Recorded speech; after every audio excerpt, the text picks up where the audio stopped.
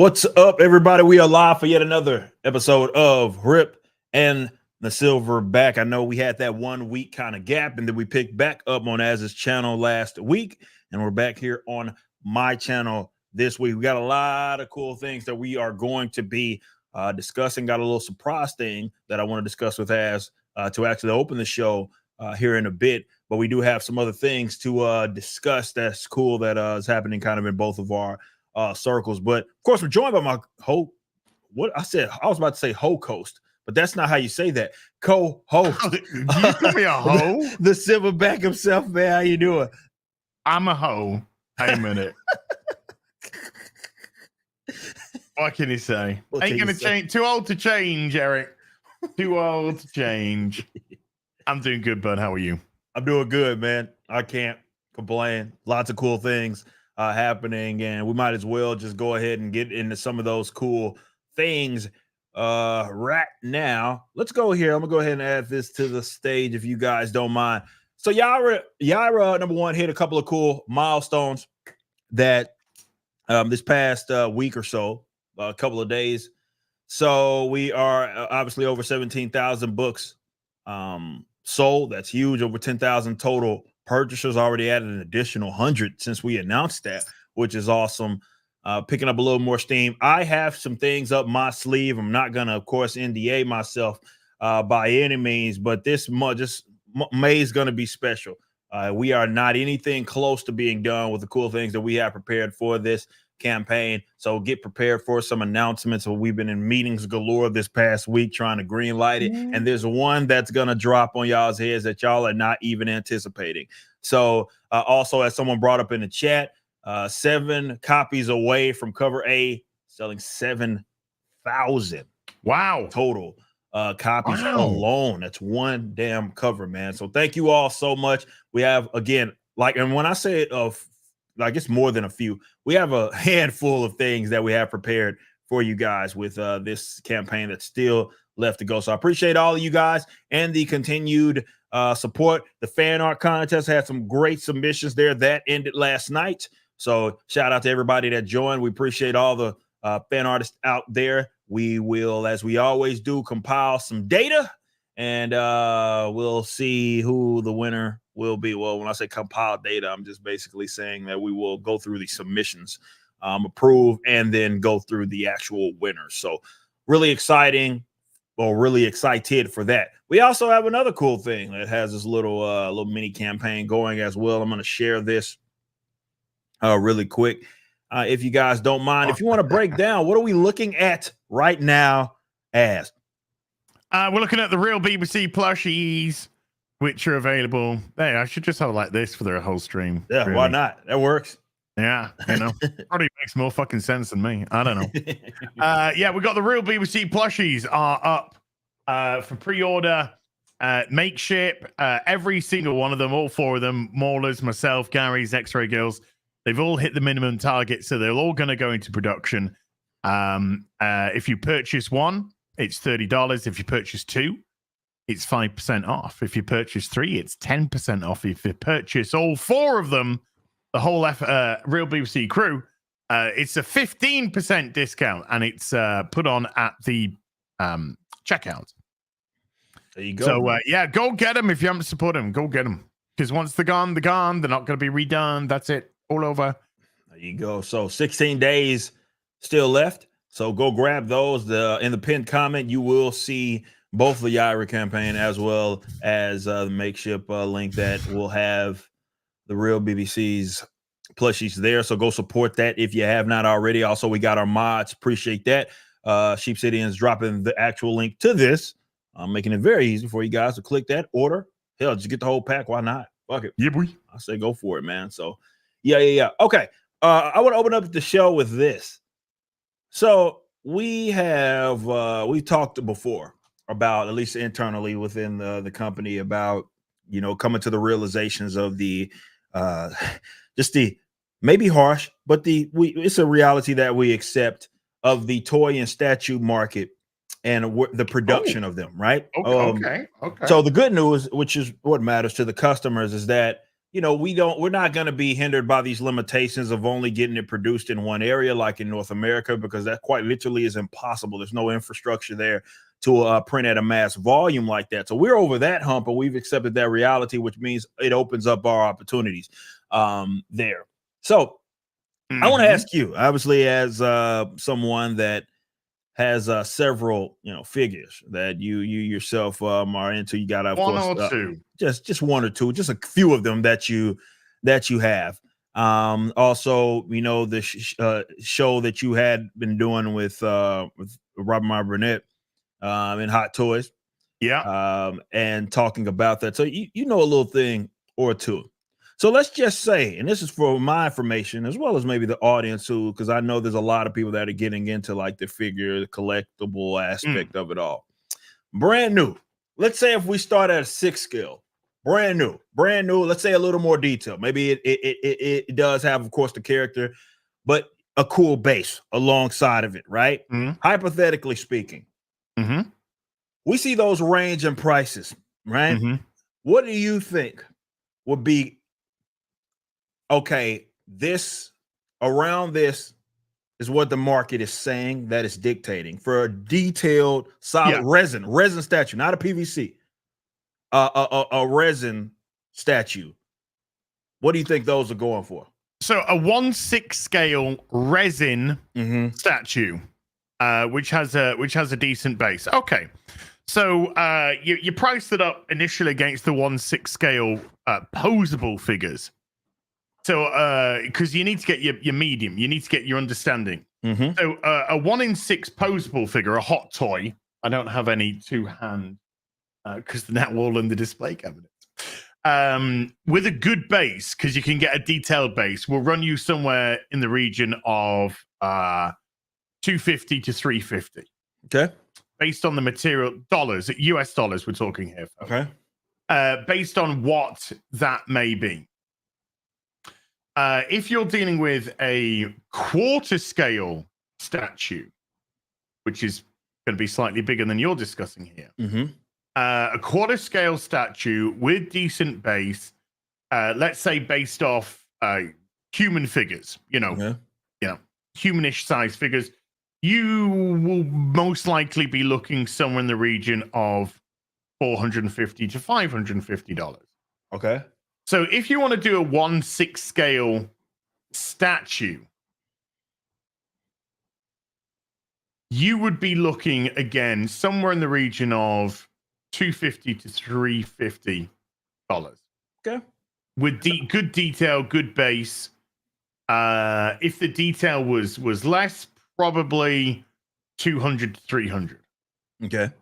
Before detail, $250 to $350, give or take. Obviously, give or take. Obviously, there's going to be those exceptions where it's going to be more or less, depending on what level of detail there is. But it's interesting to know what those markets are because we're doing a lot of research here on our side, right? And this is something that I know there's a big demand for us to enter, and we want to make this a profitable venture. So we're looking at like, okay, what are people willing to spend on something like that, right? Because maybe if we open with something that was, let's say, of that scale, maybe it floats between, I don't know, quarter, 6, whatever it may be, whether it's posable, whatever. I want to do it. If I'm gonna do it, I'm gonna do it for real, just like I do with everything else. I'm gonna give it a shot. I need it to be competitive, but I want it to be legit. So I'm always interested in, okay, what is the market dictating? What is the market dictating? Like, what are they saying that they will pay, they're willing to pay, and I guess what the leeway is kind of on that, or what, let's say, would they see and be like, okay, we willing to spend a little more on that. So it's always intriguing to see kind of people's perspective on that. Who do you think, just out of curiosity, there's a lot of licensed companies that are out there that are trying to do big things in this ever-growing market. The sideshows, Iron, all these studios guys and stuff. Right. Is there a preference, or do you think there, like, in your perspective, like individually looking at those companies, that you think are just absolutely fucking killing it? The majority of my statues, wow, actually, my statues, depending on the franchise, come from different places. Okay. Like when I'm doing my Transformers, I don't think there's anything to dox me. Like right next to me, right there, I've got Rodimus Prime and Bumblebee. Okay. Right, you can just see that. That's XM Studios. Okay. So when it comes to those Transformers that are really excellent, G1 looking Transformers, but if G1, if this makes sense, was live action. Yeah. But you're staying true to what G1 cartoon would look like. Right. Then the XM Studio statues are absolutely fantastic. My Gotham City statues, my Batman, Catwoman, Poison Ivy, Bane, etc., all of that, that's actually Sideshow. That's Sideshow making them themselves. Okay.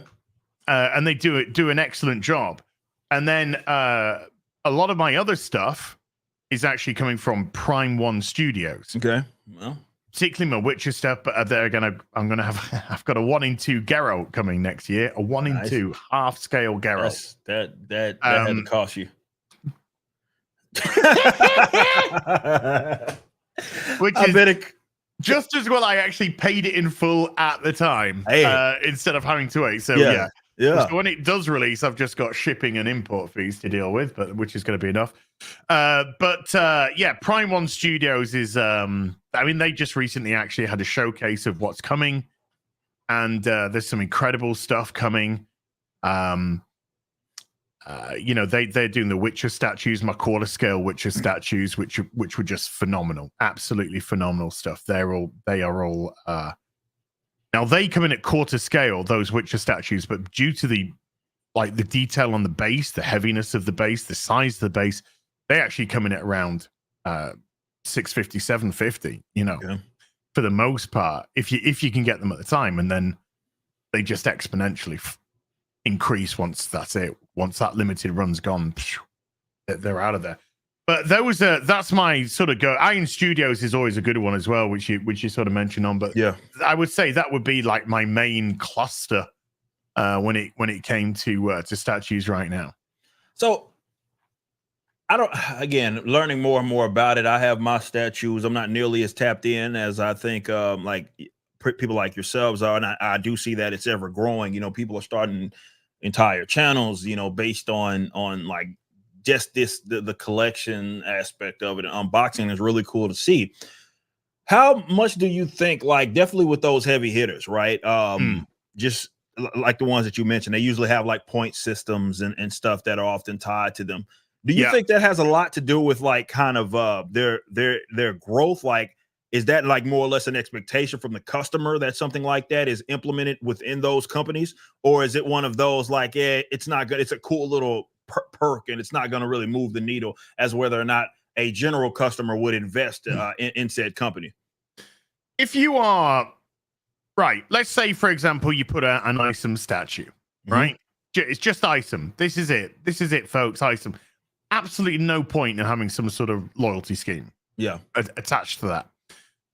Because a loyalty scheme is really attaching itself to a repeat customer that isn't necessarily based in one franchise. So I do a shit ton of shopping at Sideshow, way too much, never going to change, too old to change. And a lot of it is because of excellent service I get and reliability. Those are the core foundations of why I keep going back to Sideshow. They've never done me wrong. If there has been a mistake with an order, like once I ordered a 1-in-6 Daredevil, they sent me the whole box, 6 of them in a box, and they'd only charged me for 1. So I called them up and said, "Hi, by the way, I got my Daredevil. You sent me the whole box." And they're just like, "Oh, thank you. We were actually going to contact you because we realized we sent the whole thing out." They came, they picked it up from my doorstep. I didn't really have to do anything. I just had to reseal it, and they'd deal with all the paperwork, everything else. They still gave me £100 extra credit just because of the hassle that I'd gone through. When my Triss Marigold statue arrived, it actually arrived with a broken finger. The finger wasn't even in the box, so where it went, no, where it got damaged, had to get damaged pre boxing. Called them up, like, well, whatever, live chat. Live chat with them, no problem. Send us photographs. Sent. Right, we're sending you a replacement arm. When that replacement arm comes in, can you destroy the other arm? No problem. I ain't got a problem with that at all. Boom, sent me a replacement arm. Sent me 2 Batman Hush instead of 1 by accident. I ordered the Mafex Batman from Batman Hush. Sent me 2. Again, hi, you sent me 2 instead of 1. Don't worry about it. Keep it. It's just excellent customer service. Now, for those little, and by the way, chat, you're thinking that's a lot of mistakes. Look, we're talking about these over the course of nearly a decade now. Yeah. Okay. So this is like over the course of a decade. So it's like 1 in every 2 or 3 years, a little mistakes happened that's been dealt with exceedingly professionally, that I've got something off. And you have to take into consideration in that time, because of this, I've always returned. I've always gone back. I've always gone back. I've always gone back. So those little mistakes that they made and the cost that it cost those companies to receive the goods back, or to replace the arm, or to just say, hey, look, you got this thing which costs $80 and we shipped 2 instead of 1. The cost for us to pick it up, ship it back to the States, process it, it's going to not keep it. They've kept my business. They've kept my business, which is what, 23 fucking pages of slideshows. You know what I mean? Yeah. So reward schemes are great when you have a repeat customer that's going to come back and, so if you put out, hey, we're actually going to do a range of 6-inch Rippaverse toys. Actually, we're going to do it in retro form. So it looks like retro card back toys, 6 inches, from as if you were purchasing item in the 80s, right? And then you had a range of those. You had Isom, you had Yaira, you had Alpha Core, you had Michael, you had, Lillian, you had Norfolka, you had the whole job lot, you got the Horseman in there, you got Gooding, you got Bloodruth. So I haven't heard of any of these characters. No. Yeah, because you don't read. I mean, you don't at the top. You don't read the book, so apparently, read the books. It's just made those up. Yeah. Gotcha. Fucking guess. Yeah. Saw a reflection in that Rippaverse sign. Boosh was going on from there. Yeah. If you do a range like that, and then you're saying, oh, and now we're actually going to do a range of 1 in 6 scale PVC statues, or porcelain, but whatever. Now we're going to do a range of that. Then it might be worth attaching a little bit of a discount based on, you purchased 4 of the retro figures. That gets you a 10% discount on a Dush or a Dush, and sort of do it that way. Okay. If you can become a toy manufacturer, if you could become a toy wholesaler, then you can maybe play with it. But I purchased from Hasbro, which is looking to get out of the toy game right now. A lot of their stuff is being outsourced to McFarlane Toys. Yeah. And McFarlane's killing it. His shit's just like fucking unreal right now. No, absolutely unreal. Everybody goes to him now. He's running the game. Yeah. But if it's G.I. Joe Classified, I'm picking it up. I'm picking it up all the time. That's it. Yeah. Do they have any reward scheme? Do they have any incentive scheme, discount scheme? No. They got none. They have absolutely none. I'm purely buying because of the license, the G.I. Joe license, and the classified toys are actually good. Right. Whereas, like some of the other stuff they've carried from Hasbro, the Dungeons and Dragons toys that they did were garbage, brittle garbage. The Indiana Jones range that they did, garbage, awful. I got it when I got it. Absolute tat. Luckily for me, like Super 7, good quality versions of these, and they're now putting out the Dungeons and Dragons from the cartoon from the 80s. So I'm like, oh fuck it, yeah, the Hasbro shit can go. Let's go with the Super 7 ones because that's going to be quality. It's going to have lots of different accessories to go with it, face changes to go with it, expressions to go with it, and it's going to be you're going to pay for it, right? because it's Super 7. You're going to pay for it. But Yeah. what Super 7 do, they do great quality. So yeah, to me, it would be about just being loyal to your customer. You could tie it in with comic purchases. So you could utilize a discount scheme that could move into a launch campaign. Yeah. You know, if you've picked up X amount, or every purchase that you make gets you 10 points, 100 points, whatever point scheme you want to do, those points can actually be redeemed against anything that the Rippaverse does. Merchandise, clothing, comics, other toys that we're going to put out, etc. You can do it that way and incorporate the Rippaverse into that. Then it would make much more sense. And then you could even implement that on the other side of things with the comics, etc. Yeah, and that's really where I'm at. Like, I'm trying to figure out, like, okay, this is what the market, give or take, anticipates or expects, because this is what, I mean, a lot of major players in the market are doing, right? So what I'm trying to do is figure out, okay, is there a version of that that makes sense for us? And what it sounds like is like, okay, let's assume that we commit to like doing something like, okay, longer form, like we let's say a longer form commitment to toys and statues, then it does start to sound like it's going to make a lot more sense to maybe try to implement a version of maybe a loyalty system to not only, again, incentivize the people that are used to those types of perks being available to them that purchase product in this market, but really to reward, I mean, that's kind of the point, the people that support the damn company, right? Yeah. So yeah, I was just intrigued by that, because again, the research changed. The research for us went from, okay, I want to get this, I want to enter this market. It's a high demand thing. A lot of people have asked us about getting in this market. Can I get this produced here? Okay, we searched for a better part of a year trying to make that happen. And when I say it's not possible, and I want to be clear on this, when I say it's not possible, I'm not saying that, well, feasible. I'm not talking about the feasibility. No, I'm saying it's not possible, as in it can't happen. There is zero infrastructure in North America right now to manufacture these types of figures in like mass production.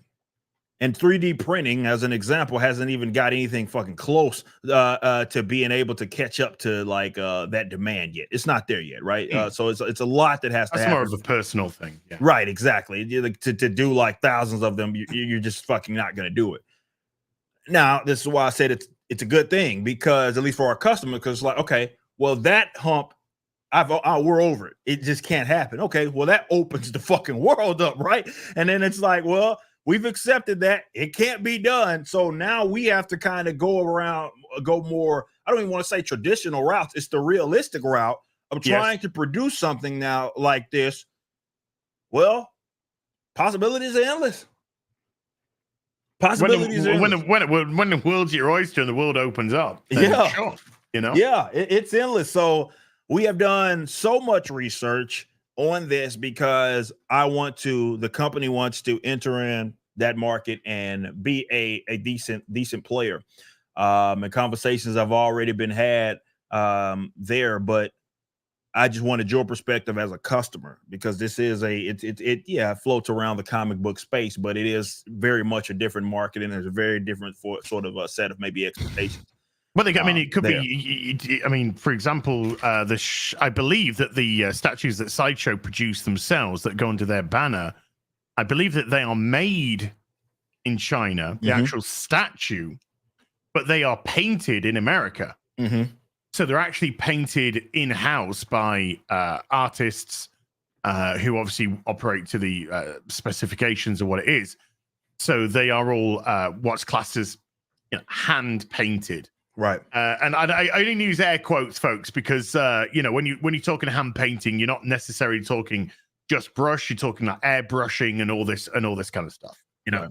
But so you can have one side like Batman Begins. You got one company doing the ears. You got the other company doing the actual head, helmet element of the hood. So you can actually operate off that side. Yeah, it makes much more sense to create in this area But if we bring it over to the States to then bring that element to it, you know, there you go. But Yeah. you definitely got options. Yeah, Sure. we got, and I think that's the important thing, right? Is that now we have options. I've accepted that reality, and that means that we have options, and I'm very, very excited. And I think the customers are going to be very, very excited with what we're going to, at least us giving it a shot and attempting to kind of enter into that space, because it very much could be. We could make it a very profitable thing if we take it serious, and that's what we ultimately want to do. But yeah, again, just wanted your thoughts kind of on that. Now we got to get into what is the more or less been the topic of conversation for a while this past month, give or take, and it's going to do nothing but expand because this game is going to drop Friday, right? So I'm going to share this real quick. I think you already spoke on this maybe on social media, but I want to go through it together.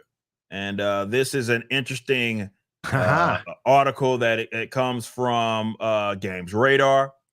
It is actually being wrote by this guy. They've just been renamed to Games Gaydar.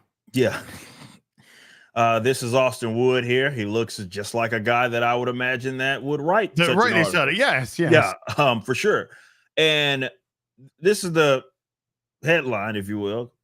Stellar Blade puts Eve in incredibly stupid, sexy outfits that hurt the game story. Oh, yeah.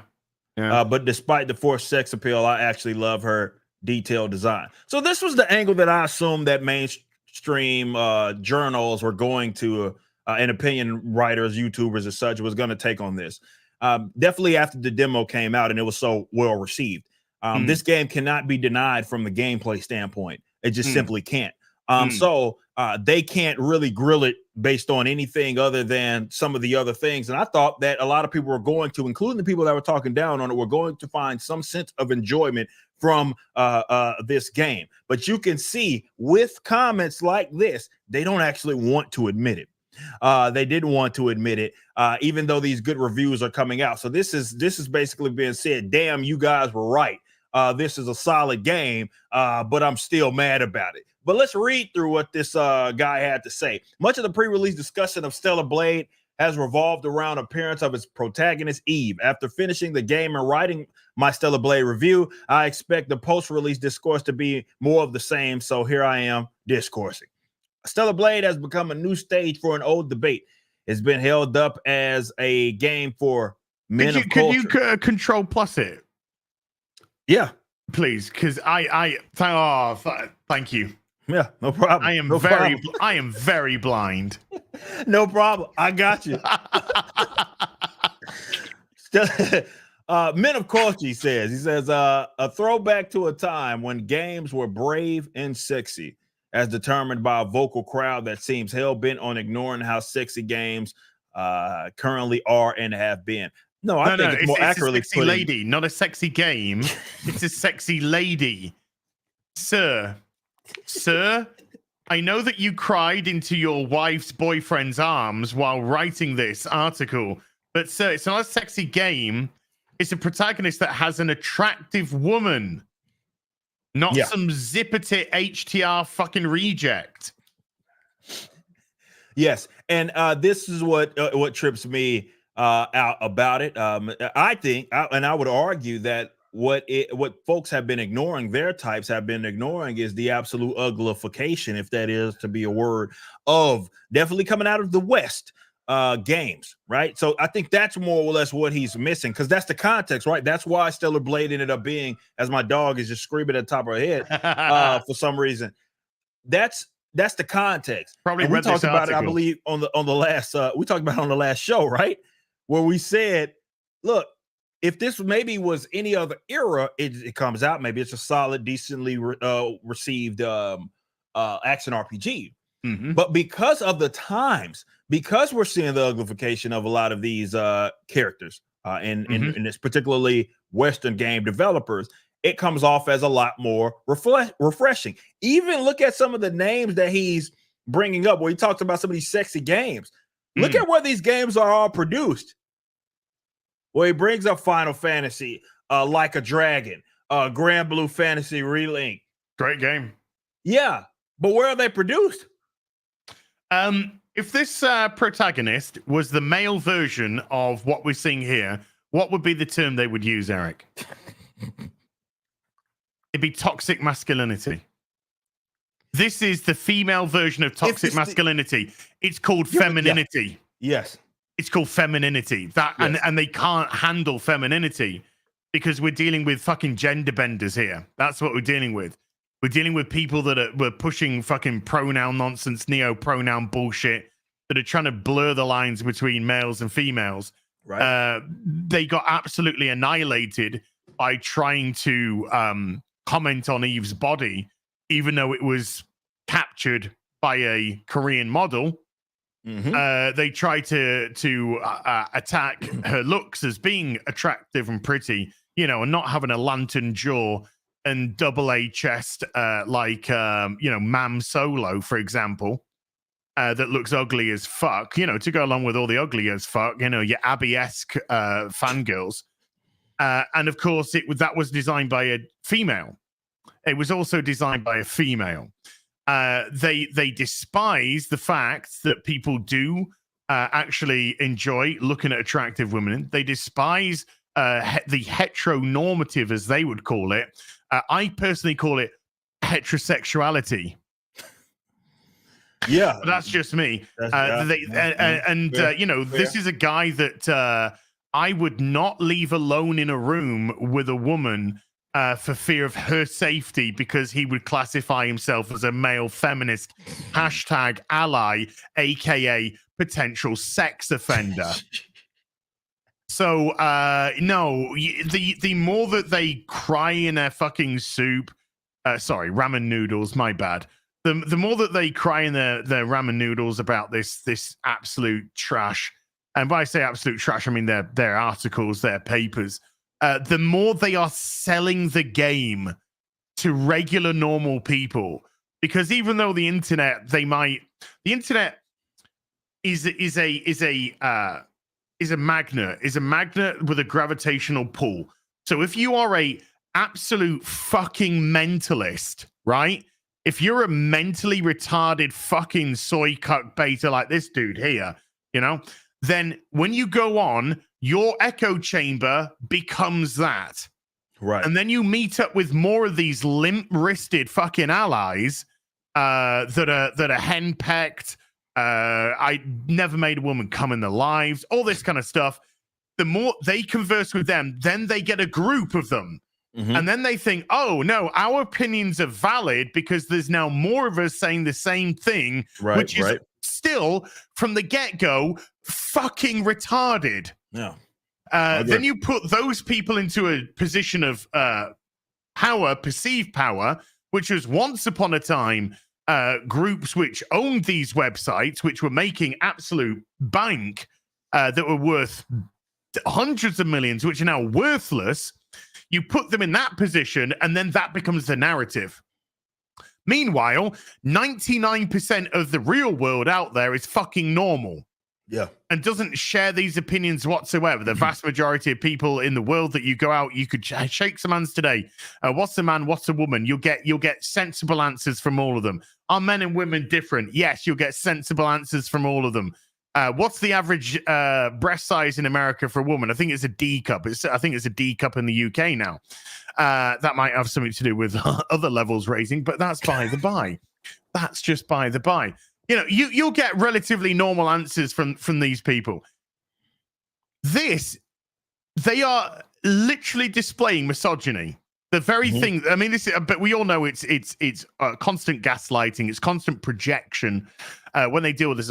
But this is actual misogyny. You have a female character based on a female character created by a female, right? Mm-hmm. A female that no doubt understands their target audience, understands that the vast majority probably of people who are going to play this is actually going to be a man, because vast majority of gamers are actually men, because they're not configuring in Basic Candy math. Crush. Yeah, it's fucking logic. So if we produce a game that A, has both good gameplay and is visually appealing, then that's a bit of a no-brainer, because that is really appealing to our target audience. The people who are going to spend cash dollar money to buy this. Yeah. Not this guy that got a review copy for free that is crying to his fucking wife's boyfriend that this game is oh my god, this is too I can't look at this woman. She's got breasts and ass and everything. That's not what the women have in my world. They got beards and dicks and zipper tits and shit like that. And that's what a real woman is, a man. You know, that's the kind of level of fucking idiot that we're dealing with when it comes to this. This is why Games Radar, Kotaku, Polygon, all of these things, they're dead. Yeah. They got no traction on videos, no traction on the website, have to rely on hate bait to get people to come because nobody says anything worth listening to, which once upon a time they did. You'd go to these sites to actually get good articles. You'd go to these sites to actually get good reviews. But that's all gone because you're putting these people in. Yeah. And when I say these people, I do mean these people. I mean mentally retarded people. That they are. But that, as this person says, Stellar Blade is just louder about its sex appeal, and part of the audience so what? That its approach has attracted has in turn loudly trumpeted as the superior way. What's wrong with sex appeal? What's wrong with it? That's a good point. Some people explicitly want Stellar Blade to be a gallery of shiny heinies, while others are put off by the bizarre masculine chest beating over Eve's design. No. You are. And I don't even know if you're put off. Probably a 78% chance you fucking jerked off to it already. That's probably maybe 79. Somewhere in the region of that amount. No, you're. This is literally an article now where you have got to create your confirmation bias to make sure that your audience, and by the way, their audience is their peers, not the customer. It's not like actual readers or no, yeah. It's their peers. Yeah, wait, this attractive woman's bad. Okay. Okay. That's what it's there for. It's not there for you as the customer.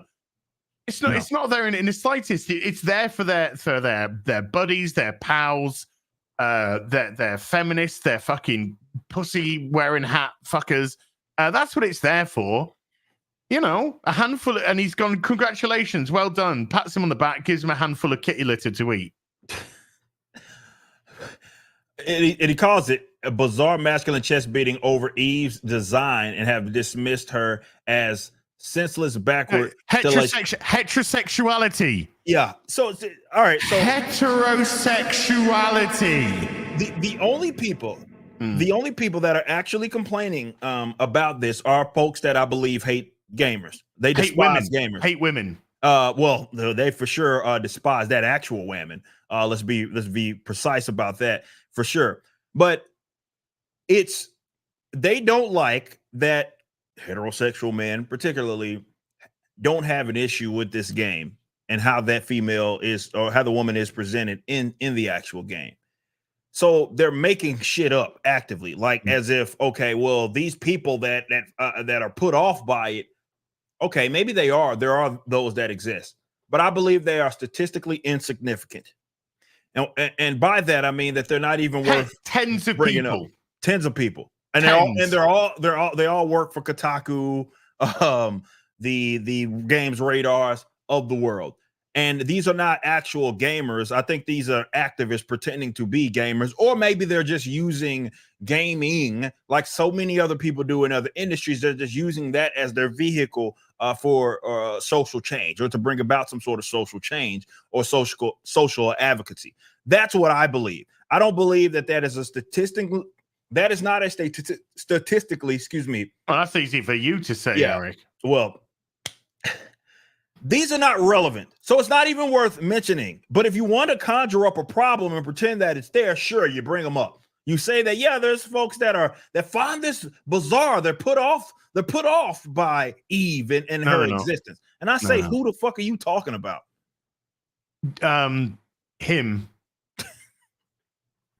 Him and his HRT ridden zipper tit friend. By the way, that sponsored link is making me laugh inside so much. Because they had to use a beautiful a woman for the sponsored link. Advert. For the advert, as they talk about them having a problem with women. Daenerys was actually an ugly bitch. Gamer rant. Continue going. Having played the whole game and quite enjoyed it, both despite it sometimes. This person is mad that they like it. Yes. I enjoyed the game, but the woman's attractive and sexy. They told me that I was like it, and I hate them. They told me that I'm not supposed to enjoy this shit, but I like it. Yes, I am mad. But it's sexy and it's fun to play. Angry. Enjoyed it quite a bit. Enjoyed it both despite and sometimes, again, because of Eve's design. I think both extremes miss what's good and bad here. Okay, explain yourself. It's fine to make characters sexy for the sake of sexiness, and it's fine to like Stellar Blade regardless of this whole debate. Well, again, who's arguing that other than the folks on your side? You are. You're arguing with yourself. That's what I'm saying. You fucking idiot. That's what we're saying. We're saying, why? What's it matter? Why are you mad that she's attractive? I'm not mad. I liked it. And despite the stupid sexiness, which there's actually nothing wrong with. He's malfunctioning. He's malfunctioning in real time. Talking out both sides of his mouth because he knows. Which way, Western man? He knows that his colleagues, right? He's trying to justify, because that seems like, at least from what I'm picking up right now, this person's trying to justify this, him liking it with his colleagues or peers, if you will. That's what he's trying to do. He likes it. He enjoys it. He knows that's not really a problem, but his peers maybe feel otherwise. So how can he appease them while acknowledging the fact that, well, the game's okay. The game's actually better than okay. It's good. You talk out both sides of your mouth. So people like to see and to create attractive characters. And it would be a shame to reduce Stellar Blade's visual identity to the ass. I don't know anybody that has called it that.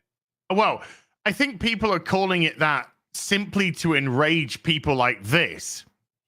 But okay. That's why, tongue in cheek. Yeah. So it's a tongue-in-cheek expression because it's getting these fucking absolute window lickers riled up like nobody's business. But a gamer will ultimately purchase the game based on the gameplay, and that's what will be the success or the failure of this game. Exactly. That doesn't matter. All that other shit in the grand scheme doesn't even matter, because if the game was dog water, they're just not going to be into it, no matter how. I'm buying 27 copies, and they're all mine. I don't want to just both sides this into mush. Well, you're trying. You're too late. Too late. You already have. You've gone both sides of your mouth because your brain is telling you this was a good game and the character was attractive and I found her attractive, but I'm not allowed to say that because I'm in an industry full of fucking zipper tit, window licking, fucking feminazi, fucking cat litter eating, piss stinking cows. And I can't have that opinion as a fucking red-blooded male. I'm a fucking effeminate, browbeaten activist. Yeah. So I can't say the truth. I can't say it. I'm not allowed to. And it's reduced me to talking out of both sides of my mouth. And now I've got to try and defend myself, not because of what I said, but I've got to try and defend myself from my colleagues who will attack me. Yes, that's what's happening. That's what you're doing. That's what's happening. That summarizes it all. Trying to defend himself against his peers, because those are the only ones that are going to bitch and moan about, okay, hey, there's nothing wrong with having an attractive character while also having a kick-ass game.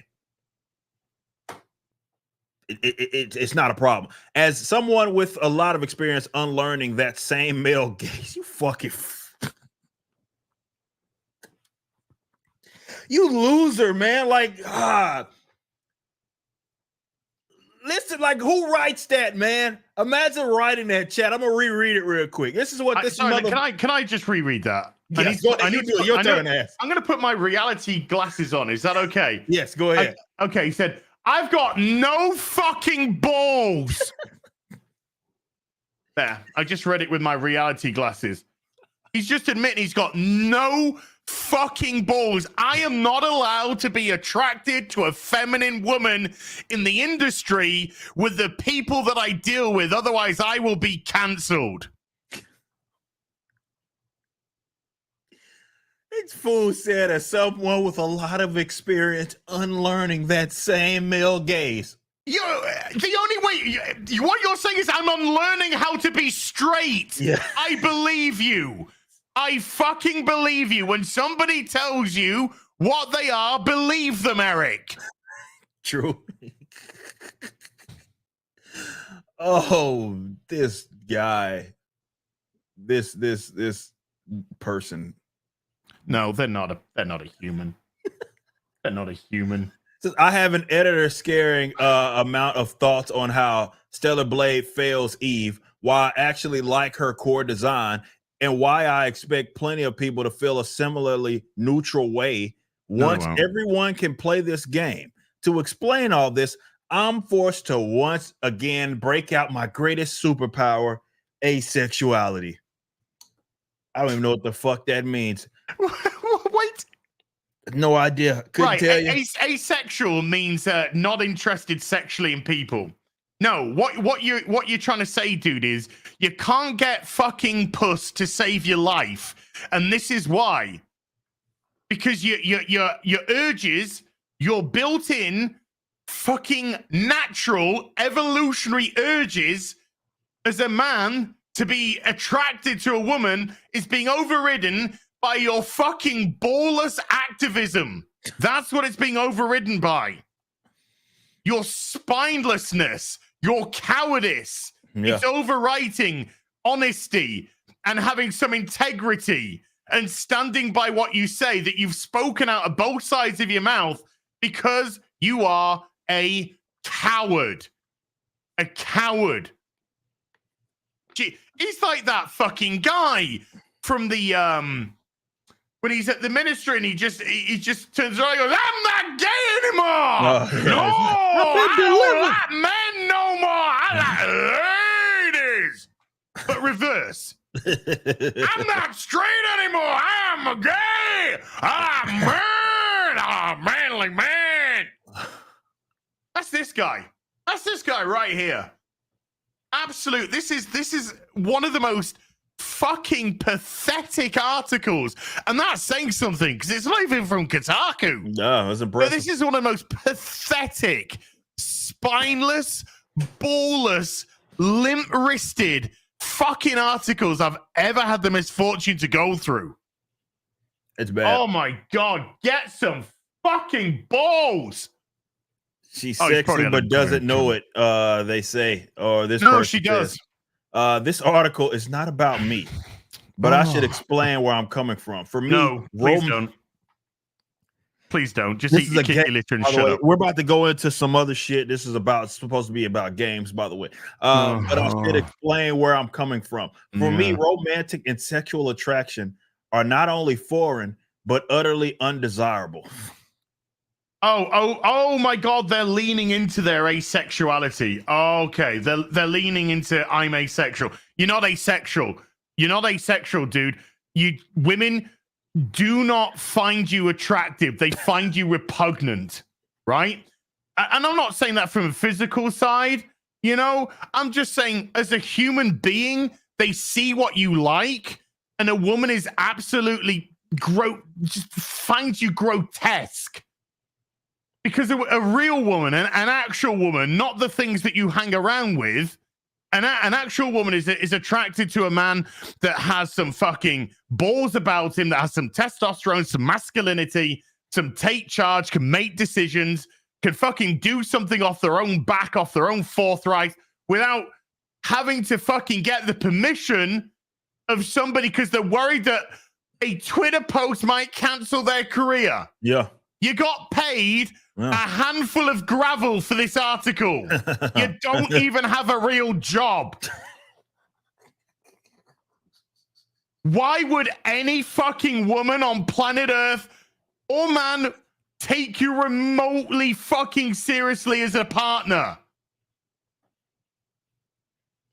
You are the actual definition, the literal definition of an incel. The very thing which you no doubt call everybody else because of projection again. True. If there was one woman left on planet Earth and you, she would end herself before even thinking of a romantic liaison with you. So more than your average person, games like Stellar Blade bark up the wrong tree. Yeah. When they assume that I, as a man, they don't care about you. It's not made for you. It's not made for you. That's what they, it's ain't not that what made they for told you. us? Ain't that what they it's told not made us? for you. That's what they told us. At least shout out Brie Larson. That's what they told us. Elton John. Elton John too. My bad. We got you pretty early on in the show. Tim Sheridan, Elton John. Shout out, man. We got you. We'll get you on the show. Not even an hour in. Hit us up, man. We'll sell some of your male hooker comics. Sure enough. But he said Stellar Blade bark up the wrong tree when they assume I, as a man, am eager to gawk and fantasize about characters like Eve. Okay. See, what? Whoa, this is therapy for this guy for sure. 1,000%. Why do you have to do that? Why you've been talking about this is a good game, so you've been interested in the gameplay. Has to signal. It's only important because he has to signal. Otherwise, this shit wouldn't even be worth fucking mentioning.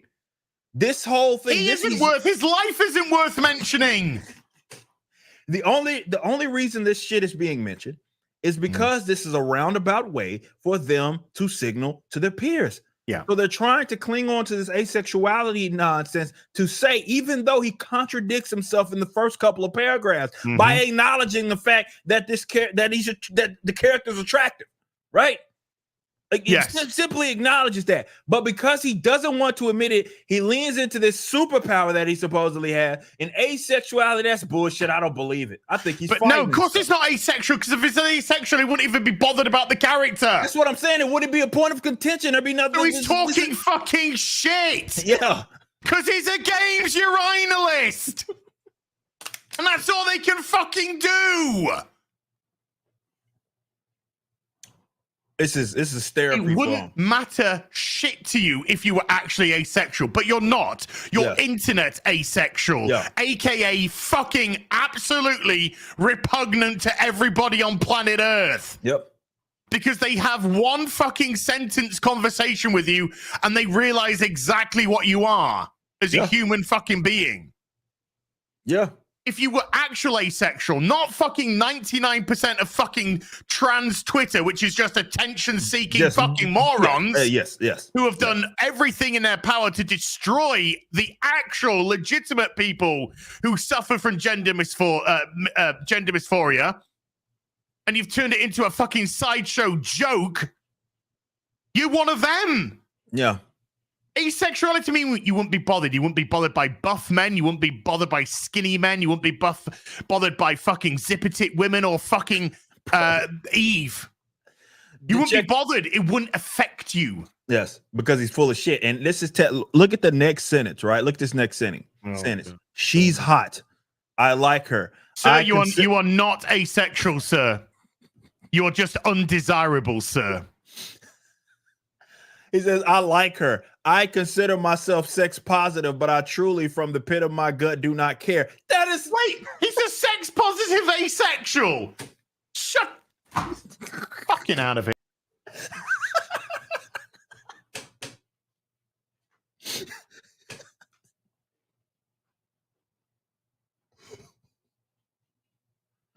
Shit. Guys, this is on Gabe's radar. I didn't make it up. This is on Games Radar. This motherfucker wrote this. It's on Games Radar. He wrote it. So he goes from Stellar Blade barks up the wrong tree and has the assumption. But the assumption seems to be right because he says she's hot, he likes her, and he considers himself sex positive. But he doesn't care. which Yeah. kind of contradicts why the article is a thing in the first place. Sir, you're fucking dumb. You are actually the definition of retarded. You are mentally deficient. It suits you to a T. Sir, put down the keyboard. Put down the handful of kitty litter. Sir, go outside of your front door, experience life. Sir, during the daytime when there's people. Sir. Also, continues on, says, I'm not put off by Stellar Blade's ham-handed sexiness or its Yes, you are! You're writing about it! You're crying about it! You're fucking... You are gonna overdose on copium by the end of this fucking article! You are huffing it! Oh my god, I'm attracted to a woman!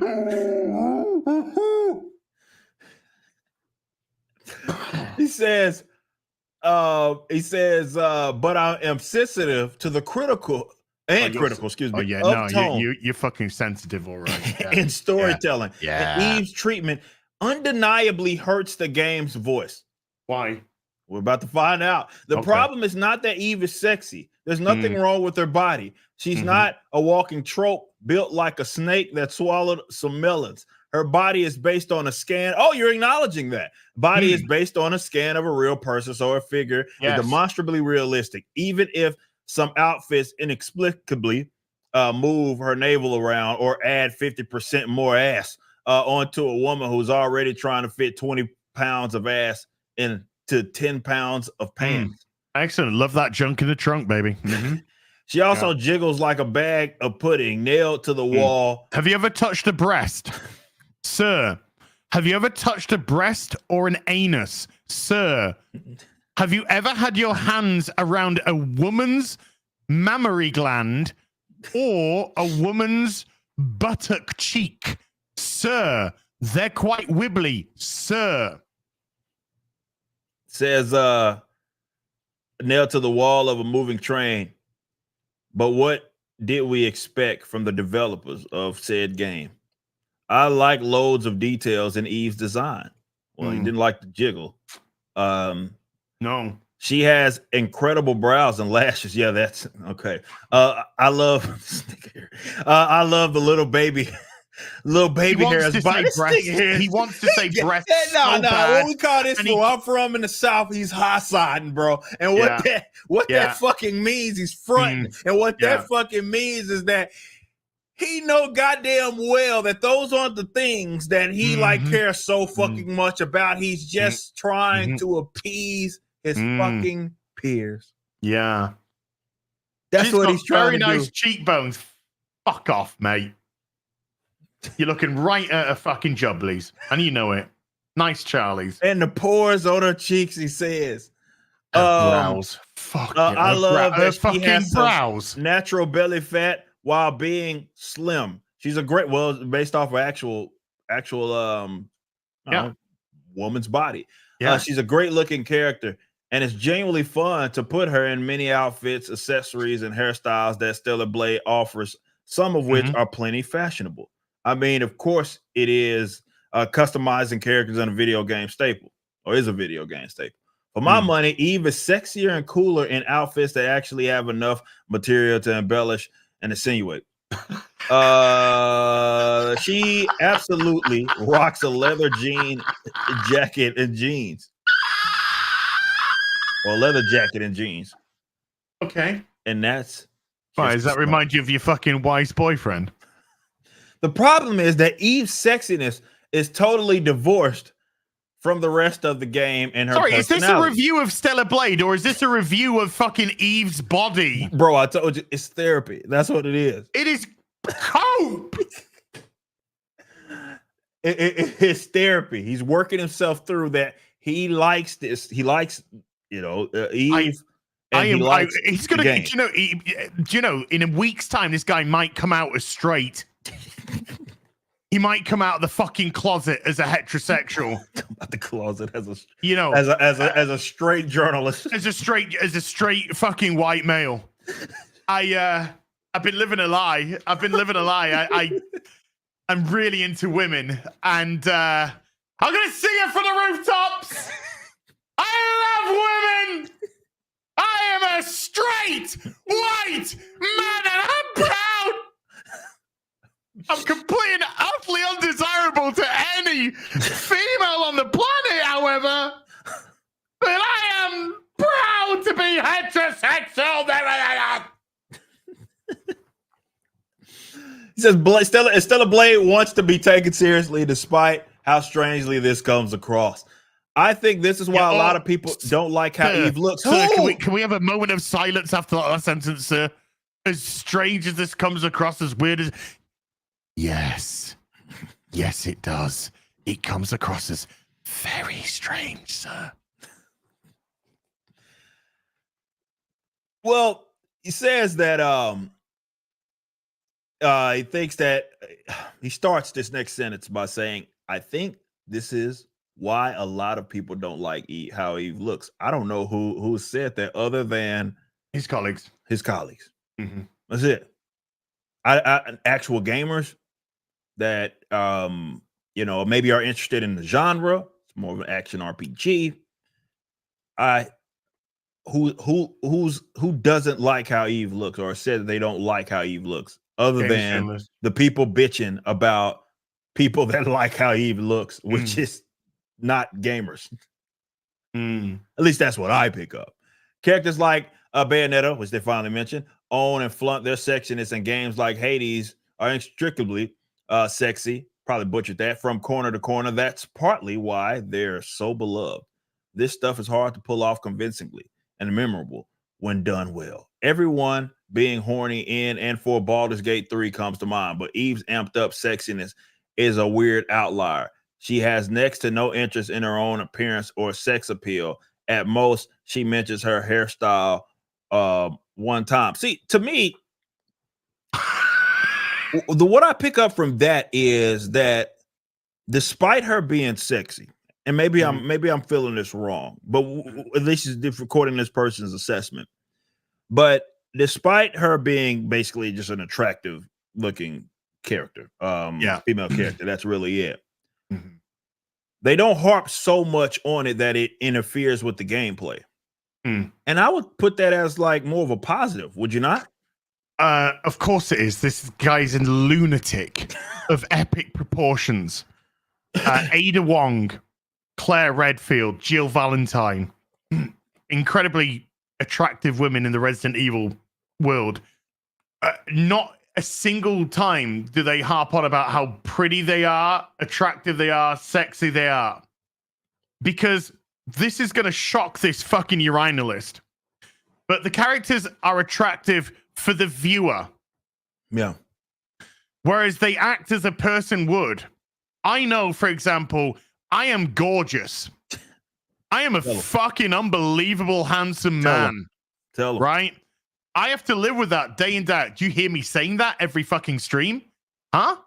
No. I just have to live with it. I live with it because it's my life. It's my everyday life, Eric. Yeah, I respect it. It's the same with these characters. When you deal with superficiality, like people like this do, everything's superficial. Race, gender, sexuality. It's all superficial. You talk about the content of somebody's character, they fucking malfunction. Yeah. Because a person can only be good if certain melanin level. A person can only be bad if reduced melanin level. No. You know, a person can only be good if votes certain way. Bad if votes another way. They're so superficial. Yeah. If you're gay, you're amazing. You're great. You're fantastic. You can do nothing wrong. If you're trans, you're not just an attention-seeking fucking internet fad whatsoever. No. You got all. No. Everything is superficial. When you live in a world of superficiality, dealing with a character can be just very difficult to wrap your head around because you're expecting them to talk about the superficial at all times because that's what you do. Mm-hmm. Yep. Put it perfect. It's projection at best. But like on a serious note, That's a positive. That's the devs essentially saying that, look, yeah, she is what she is, but at the end of the day, we're focusing on gameplay. We're focused on a story and how it's developing with that gameplay. It's not about the shit that you guys are harping so much on. And that to me is a game that I want to play. It's not a bad thing. So I don't think it's off-putting. I think that would be a preferable thing. Eve would never choose to wear the game's more revealing get-ups, the bunny girl, the bikini, the other bunny girl, the other bikini. Some outfits look great from the front, but then you spin the camera around and find a skirt or leotard hiked so far up Eve's ass. Dude, it's gone to 37 copies now. 37 copies. So you increased it by 10 from the last time you mentioned it. Okay. Yes, sir. All mine, though. All right, got I'm going to have a stack of Stellar Blade copies right there. Yeah. Copies? Yeah. Stack of them. There is none of Eve in this. She can only be forced to wear the outfits by the player. I mean, that's quite literally every fucking game that has I am fucking listening to retardation. I'm listening to a problem. Like she has like complete agency, bro. Like it's not a video game. She's not real. She's not fucking real. She's a fucking video game character. You mentalist. What is wrong with you? I'm going to speak to his family. I'm going to speak to his mum. She needs to fucking spank him or something. I don't know. He said he avoided them. I don't believe that. I want to see your gameplay. I don't believe that you avoided them. He says, I avoided them not just because I thought they looked stupid, but because they felt wrong and out of place in an immersion breaking kind of way. I want to see the gameplay. I want to see the gameplay recorded, and I just don't believe it. Rick pauses for 2 minutes on the bunny costume while he's whacking one out. I want to see the gameplay. I don't believe it. He says even Eve's original outfit, the very first thing she puts on after emerging near naked in the game's so-called skin suit. 47 copies. Another 10. Mm-hmm. Just like that, another 10. Every time a Games You Ryan list says something dumb, I buy another 10 copies of fucking Stellar Blade. I'm going to be bankrupt by the end of the day. Don't give a fuck. He said, if I was a battle-ready woman heading out to fight monsters... You fucking dream of being a battle-ready woman, you fucking weirdo. Battle-ready anything. He says, my suit get-up checklist would not include vacuum sealing my boobs or bedazzling my groin. The look doesn't match. This stuff exists outside of the context of the game's world as something artificial for the viewer's enjoyment, because that's apparently a bad thing. So it disrupts that world. It doesn't ruin the experience, or at least it did for me. It didn't for me, but it's jarring. So why are you complaining though? See, he quite literally says it doesn't ruin the experience. So who is he talking to? We keep going back to this ass. His peers. He's talking to his peers. That's who he's discussing this with. He's having a conversation with his peers through this article. Yes, exactly. That's what's happening here. He's not talking to anybody other than the peers, because deep down, if you don't even have to really read between the lines, because he just flat out admits it. This doesn't get in the way of the game. He just said it. He just fucking said it. So what's the problem? Well, my peers say it's a problem. Exactly. The problem is it's actually an attractive woman, and it's malfunctioning the brain cells. Rewards. Fucking give me more. Put her in the Jacko pose. Oh, she's going to go in the Jacko. There's a statue coming out where she's in the Jacko pose. This isn't limited to Eve. This is a guy that complained about hard R in the game. And we're going to talk about that, chat. I see people wanted us to discuss it. We will be talking about in the next segment. Male lead Adam is conspicuously covered up, but has one of the best character designs overall. But the base skin for Lily sounds like you're just a straight dude, by the way. You for the men just look like men. And that's Sounds cool. like you're a straight asexual. Straight asexual. What do you say? Sex positive. He's a straight asexual. I'm a sex positive asexual. Yeah. Heterosexual, A positive, a fucking HIV positive, maybe. I don't know. He said, but the base skin for Lily, a younger looking girl from a different squad than Eve, is open top with a bikini underneath. Despite her more petite 57 figure, copies. She jiggles just as absurdly. 67 copies. Ass is up 40 copies since we started this article. Ass is up 40 copies. Lily is written as a tomboyish engineer, and I think she looks much better in an alternate outfit with a big poncho and light gear with like knee. She looks good covered up. Cover up your women. You misogynistic pig. You absolute misogynistic pig. Sir, you, sir, are a misogynistic pig, sir. Cover up your women. He wants them in burqas. That's what he wants. I just want different colored burqas. Is that too much to ask for in my fucking video game? He says, which to me highlights another problem with Stellar Blade's presentation and its narrow interpretation of sexiness. Sensible, stylish outfits exist, but unfitting. Wear them. It's as if people have a choice. Options? Crazy, huh? What? So you mean to tell me the point of a skin is that I could like wear the ones that I find more appealing? You don't have to put on anything you don't want to put on. Wow. What? Wow. I don't make the rules. Wow. It's crazy, huh? Yet the game makes it abundantly clear that these outfits are not appropriate for the circumstances. So if we're going how? Doesn't explain. Of course not. Of course not. Doesn't go into that detail. He says, so if we're going to add them anyway, just for the players who do want to see them, why make them the default? Why not position these outfits as the silly optional choices that they are? But they are the optional choices that I don't understand what he's meaning there. He says that they are. So he's saying that they are silly optional choices. Optional. He says optional choices. So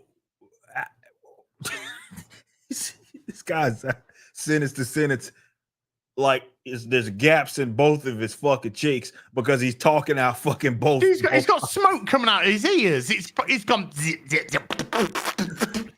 Can't compute download. Can't compute heterosexual download. Me.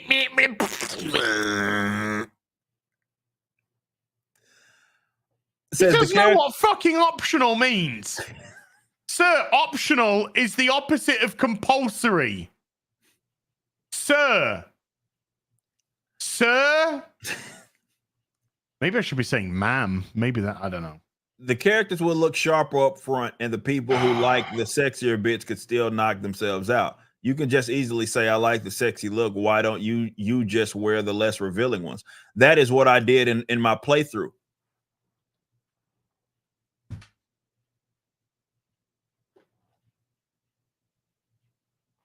What the fuck?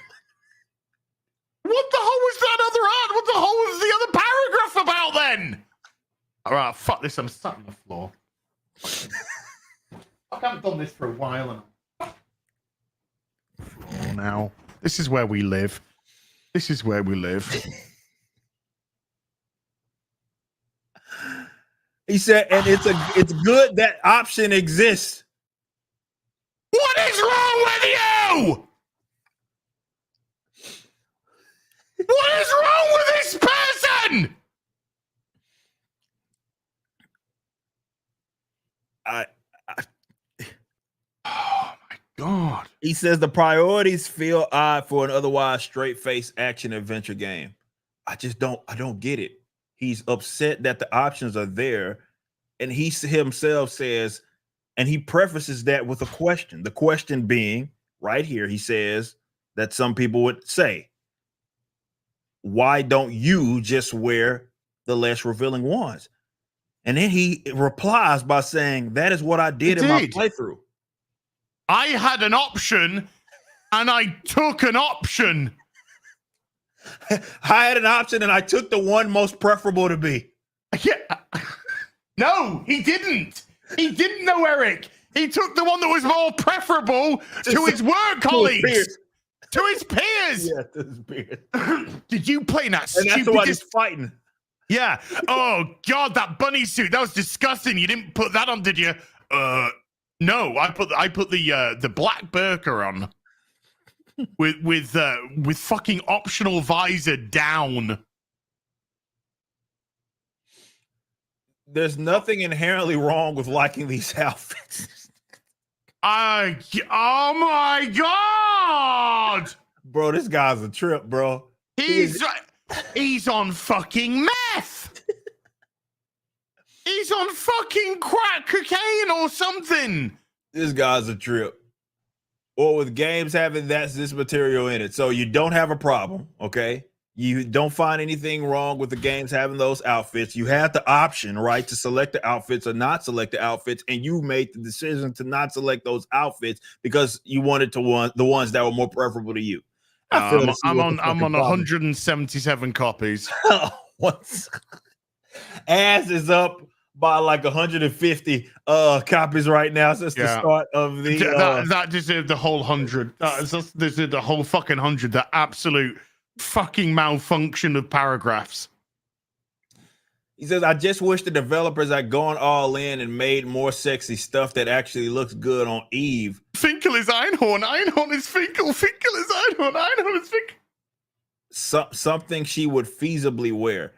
Hades 2 Aphrodite wears a few strands of her own hair and nothing else, but is less vulgar than Eve. So someone in Hades wears less shit, but it's more wait. So someone in Hades wears less shit, but it's less vulgar? I think right. I've come to a conclusion. My conclusion is, if you are not a mentally retarded, like asshole naked in that game. Yeah, I hope so. I mean, I'm pretty sure she's like asshole naked. Like there's quite literally the strands are the only thing blocking her. Like she's like asshole naked in that fucking game. But apparently, according to this guy, copies. It's less vulgar. So what's the issue with the skin suit then? I don't think it's possible to make sense of this if you're normal. I don't think it's possible. We're dealing with activism logic, which is there is no logic. This guy is broke. This game has broken him asunder, Eric. Broken him asunder. He is struggling through this article. I don't know. I don't think he knows what he is. I don't want less or censored smut. I want thoughtful smut. Sexual themes, what the fuck this? Sexual themes don't have to be taboo and shouldn't be, but they don't have to be dumb either. I try to picture Eve in a climactic cutscene wearing an outfit that's nearly lingerie, but they can in Hades wear nothing. And by my brain just shorts out, but someone wearing nothing didn't short your brain out. My favorite moments with Eve were her interactions with side quest characters, including several young girls for whom she clumsily but earnestly assumes a big sister type role. Characters like the scrap merchant Kaya are adorably excited to talk to Eve and starstruck to receive her help. These moments and conversations are a big part of what little characterization Eve receives. And I don't think it's controversial to say it would be weird for Eve to be in a bikini during them. Well, you don't have to be in one. Well, he's acknowledged that. he has so a choice. he's actually giving himself away that he put her in a bikini. Oh, so you saying that? So he was talking that he was bullshitting. He was bullshitting when he said, "Oh, of course I used other. I used he was other." masturbating furiously, Eric. Of course, He's just they admitted have all she these was in a options. bikini I at didn't the use end. them. I didn't use them, but somehow she was in a bikini at the end. I mean, I don't know how. I guess her top must have, and her top suddenly fell off. I walked in the room, and then I looked across, and then all her clothes just fell off, and I saw everything. Everything. The game's serious and sexy sides are fine in isolation, but don't mesh. There's nothing you can say that can hurt me anymore, Eric. Nothing. And we're on 6,528 copies. As is going to single-handedly fund the production of Stellar Blade 2. Anal Boogaloo. Oh, this is so bad. Basically, this is what this amounts to, floor ass. This guy likes the game. Yes. He finds the character attractive that's in the game. Yes. But he knows his peers would throw his ass. Understands that there are options for all different types of people. Yes, I mean, we can expand on that. Understand that these options exist. And not only that those options exist, they don't get in the way of the game. Correct. So the thing that they're harping on and said characters' attractiveness aren't even a major plot point. It's not hyper emphasized. It's not part of the game play. He acknowledges all this. But the problem is that his peers need him to have a different position. Yes. And how he's coping with that is pleading to some or appealing to some asexuality, supposed asexuality, though he's sex positive. No, the fact that he says he's asexual says everything that he says about sexuality, clearly demonstrates that he's most likely a straight man, which therefore by saying you're asexual kind of makes you a predator. Because it feels like you want to lure women into a false sense of security while leering over them. I would not leave you alone in a room with a lady, the proper ladies, with jiggly assets, as you get so confused by. Because breasts apparently they don't move. No. At all, apparently. No. I would probably check your hard drive as well.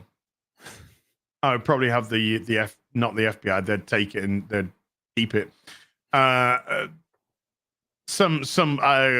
Chris Hansen. I get Chris Hansen to come in with his crew and take your hard drive. Well, this guy went through several words worth of. And by the way, this person has freelanced for PC Gamer, Eurogamer, IGN, Sports Illustrated, as well. Though he's probably never played sports. I'm not banking. No, he freelanced for Sports Illustrated when they had men on the front. On the cover of the bikini covers. Went all to dudes and shit. Yeah. When they had men on the women's special cover. Yeah. You know what I mean? Yeah. Yeah. He. Oh my god, this is so amazing. This is so stunning. This is so brave. I really think this is really special for Austin. I'm gonna put you on game, right? You don't have to do this. I get it. You find the character attractive, and you understand that your peers don't like that you like it. You shouldn't have to go about these roundabout ways to try to embrace the fact that you enjoy this shit, and it's okay. What I would advise is that you disconnect yourself from these assholes that have you guys holding ideological guns to each other, where you're having to walk on these eggshells. That is not a way to produce good work. Because look at what happened. Look at the result. because you live under these conditions and are forced to work under these conditions, you just produced a bunch of word salad that contradicted itself sentence to sentence.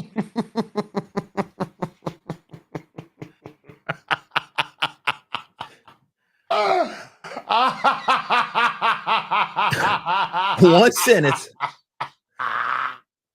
One sentence. You'd say one thing, and then the next sentence would contradict the thing you just said. And that's because you're having a difficulty coping with the fact that your how you actually feel about it doesn't necessarily align with how your peers think you should feel about it, or your genetics, or how man just naturally is, and how men just naturally are. So I would advise that you say, you know what, fuck these fucking people. I don't want to walk on eggshells, perhaps even quit. I can't imagine they're paying you that well over there anyway. And then start to be honest. I can guarantee you, you will feel more liberated. You will be able to produce much better articles for sure. And you can find enjoyment in the hobby it is that you at least like to somewhat invest in. Because that was a pathetic display. Because I know what you're trying to say. I know Az knows what you actually want to say, but we also know who you're trying to appeal to. TLDR, he liked the game and the character. But TLDR. his peers won't let him just say just that. Exactly. But he's not allowed to. Yep. Somebody in the chat has just said leave the cult. I couldn't agree more. Yeah. Leave the cult. Yes. You are betraying your own instincts, and you're also betraying, I think more importantly, yourself. You are displaying zero character. You have zero character. You're not a man. You're not a human being, sir. You're somebody who's being controlled by ideological puppets because you're spineless and you're petrified. Yep. You wanted to write a game review about this game. Like it or dislike it was up to you. But the point is you liked it. You liked the character, and you actually liked the options that were available. And you couldn't even say that. You had to have a meltdown, an absolute meltdown, because you are so scared of your peers. You are so scared of the people who you interact with, who you exist with. And if you are in a position, I'm here with Eric. I'm not fucking scared about anything that I say. Yeah. Eric's not fucking scared about anything he says. No. I'm not scared about whatever I say on the Real BBC or who says anything to me on the Real BBC or FNT. I'm not scared of my peers, whether or not we're arguing about something or we're in agreement about something. Yeah. But you're petrified. You're living in actual fear. Yeah. True fear. True fear is what you're living in, and it's not a way to do it. So we're gonna talk about this hard R stuff, but I'm gonna let Floor Ass entertain you guys for like 2 minutes because I gotta piss like a fucking racehorse. So I've been just spring water is going right through me. So I'm gonna let Floor Ass entertain the chat while I go take a fucking leak. Be right back. I want to say as many N-words as possible in the time that Eric's away. And let's see if we can get his channel pulled down and cause enough controversy that the Rippaverse folds. And I am the subject of his demise. I have become the heel to the baby face. And Eric and I will be locked for eternity in perpetual combat over what I did. Or I could just sit here, because I'm not sure if you're aware of this, chat, but this floor of mine with its shitty ass carpet that's been on 20 odd years old carpet. It's been worn through by the chair just rolling back and forth on it. Not DSP moments, I promise you. Just regular back and forth up. It's some of the most comfy shit I've sat on for a while. I feel as if my anus is being supported. It doesn't hurt unless I move. And I feel that this is where I need to be right now in my career. Having read that article and realized that for all we joke about Clown World, we actually had to read the words of a thing. I won't say man. I won't say man because he doesn't deserve that title. Of an individual. No, he's not an individual. As a person of a collective that is actually fucking broken because there is a woman in a video game that looks attractive. Think about that for a moment, chat. Think about that. Absolute fucking meltdown of epic proportions. And you wonder why I do my Starfield rant. You wonder why. When you have to be dealing with this year in, year out. That's what it drives you to. Oh, God, Eric's back. I was just about to start saying the N-word. Pass granted. Okay. All right. So we for sure going to talk about this. I'm going to share this real quick because I do have an article that is a little bit of a trip that I do want to talk about. So if I go here real quick, if you don't mind.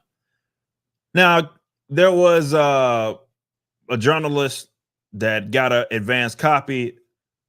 I didn't read them actually complaining about it, so I don't know which part of that is true, but I did see them bringing up like, oh, hey, the embargo's up. I can finally talk about some shop that is called Hard R, which is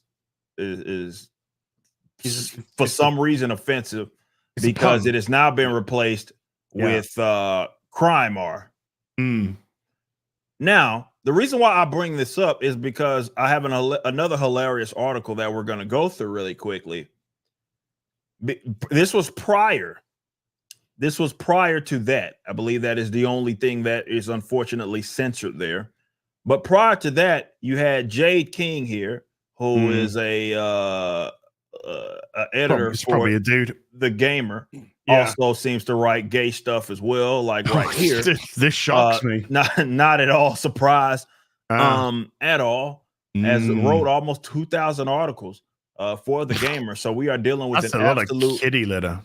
We're dealing with an absolute vet. And of course, one of her favorite games is Last of Us Part 2.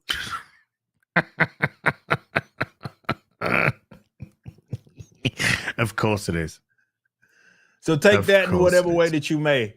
Stellar Blade's uncensored release shouldn't be a cause for celebration. So let's hear this person out. Do we have to? Yes, unfortunately, as we have to hear Jade King. That is some quality 5 o'clock shadow on Jade King. Oh, I haven't seen. Is Jade King trans? I mean, I'll share this, and I think this is. Yeah. Let me just share this. Yeah. There's me thinking I'm being funny. That's Jade King. Unless this is either Stacey. It could be Stacey Henley. Oh, it's the editor in chief. Okay, so this is the EIC. This is the EIC of The Gamer, which we are reading from. Hi, Stacey. Yeah. Shout out. It's all starting to make sense. It's all starting to make sense. Yeah. That is your EIC. There's Jade. There's Jade? No, see them from Jade is that Jade? Is this Jade? Seething over Stellar Blade from Jade. Yeah, so maybe that's Jade, and the other was the editor in chief, the EIC. So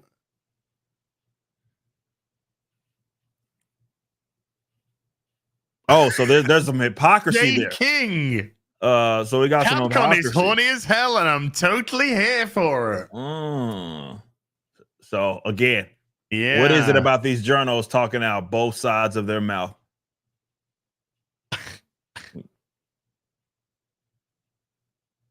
What a article. So these are the 2000s of articles, or the thousands of articles that this person has wrote. This being one of them in the latest one. And it says Shift Up has confirmed that every version of Stellar Blade, again, this is prior to the hard R change, will be uncensored. But what does that even mean? Let's read. You tell me what it means. Developers Shift no Up idea already.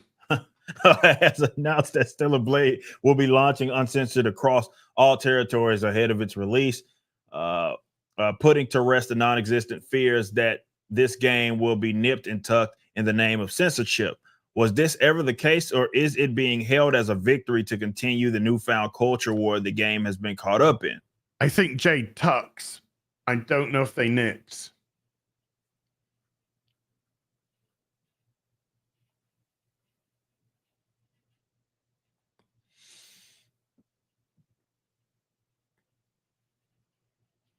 It's a complicated situation. Oh, yes, it is. And to understand it, we need to look at the relationship between censorship and video games and how their experience often change depending on when or where we have them. Japan is known for scaling down the difficulty of certain games so that global audiences aren't turned off. I think that's gay. While it will often be less willing to depict graphic or bloody violence in ways that Western audiences embrace. It's rarely about companies trying to stifle our creative expression or free speech. Normally, it's just ratings board stuff and wanting to sell more copies based on spreadsheet data. To celebrate that something is released uncensored is to imply that there was something worthy of censorship in the first place. And when it comes to Stellar Blade, I'm unsure where exactly the assumption was coming from. Well, you can't be a games journalist and be weary. Or no, well, let me say that you can't be a games journalist and be unaware why people are, especially in today's day and age, are necessarily weary, let's say, of localization efforts. That's not something that they just pulled out of their ass. So to be unsure, to me, says that you are not doing your research. They're weary of the fact that people aren't accepting the dog shit. Because every time they take something over, they go in, they take something over, and people complain. That's what they're worried about. The localizations has been garbage. It's been so bad that even the East now is saying we're not doing it. You can fuck off. Yeah, you can get out of here. Well, it's not going to happen because they're being bastardized in what they're trying to say. They're weary from another fucking alphabet moment going in, another fucking this, another playing down of that, another blurring of gender, another destruction of femininity, whatever it may be. They're weary that people are fucking sick and tired of it. Well, we're weary of you, but the good news is you're going to be out of fucking business very soon indeed. This won't be going on we won't longer. have to deal with you much longer. The game is going to is buy you medication for the next fucking lifetime. The game is already blatant and showing off Eve's body, while the violence in the trailers and video demos seem no worse than most of the AAA games we play these days. Is grotesque and unique, but so is Resident Evil. Despite struggling to find where the censorship might take place, Stellar Blade, which is again hilarious because it didn't last that long, we already got the censorship. Stellar Blade managed to trend on Twitter shortly after the announcement. The official social media also leaned into this news as a form of marketing. With it, that's called good marketing. Yeah, that's what you should do. It's like, hey, we're not going to do a thing, and said thing is going to be attractive to certain customers. Why the fuck wouldn't we tell them? Hey, look at this good thing that we're doing, guys. Why would we not talk about the good thing that we're doing? Games journalists, the laughable arm of games media, is mad because our character's gorgeous. Why would we not lean into that? Hey, you know these fucking clowns over here? They're mad because our protagonist apparently is too sexy. Too sexy, you say? 15,928 copies, please. Oh, wait, it's also a good game with good gameplay. It appeals to both men and women because, believe it or not, women actually also like to look at attractive women. Oh, wow, this is crazy. But I think having looked at Jade and having looked at Stephanie, I think it's quite clear to see why they big mad. I'm going to hazard a crazy ass guess that those two ladies identify as lesbians as well. And we all know what I'm saying by that. Yes. Yes. I do. Yes. Man, it says, despite struggling to find where the censorship might take place, Stellar Blade managed to trend on Twitter shortly after the announcement. We talked about the marketing with the expectant audiences jumping in to try to praise him for sticking it to the man. What man that is, I don't know, but I assume he's over on the left somewhere. Well, I mean, if we're going to be technical with it, you're not wrong. It's embarrassing. And much like we've written about the gamer on the gamer in recent weeks, this sort of perspective makes us ashamed to enjoy a game. Thank you for fucking being honest. Yes. Thank you. You know what? The quiet bit out loud by accident.